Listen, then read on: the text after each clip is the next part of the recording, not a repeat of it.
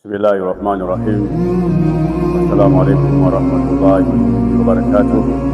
Haya, kwa mara nyingine leo tunaendelea na kuzungumzia herufi ya sadi katika mazingira ya ufanyaji wa kazi.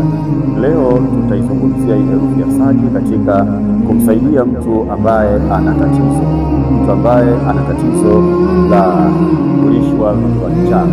Leo tutamzungumzia mtu ambaye ana vitu vya kichawi juu ya ile herufi ya sadi na majani yanasaidia.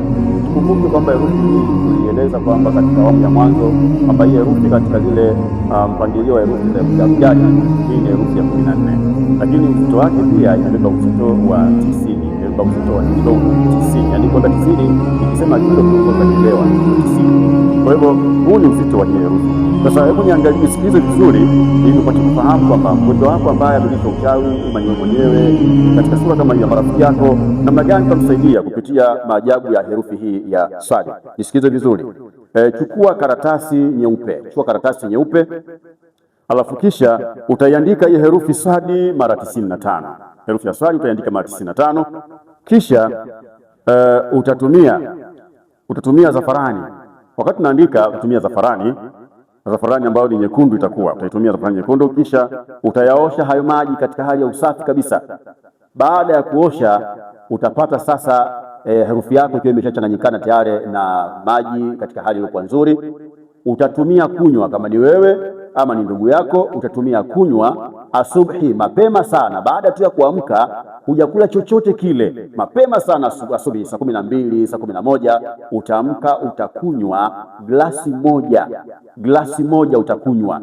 Kazi hii utaifanya kutwa mara moja kila siku. Asubuhi utakunywa mara moja kila siku kwa muda wa siku 7. Utakunywa mara moja kwa muda wa siku 7. Kwa uwezo wa Allah, herufi hii namna ilivyokuwa na kapasiti na hawasi kubwa, herufi hii bila shaka itakwenda kumsaidia mtu huyu. Uchawi huu aliokula ukawa unaishi tumboni, uchawi huu utatoka kwa uwezo wa Allah subhanahu wa ta'ala.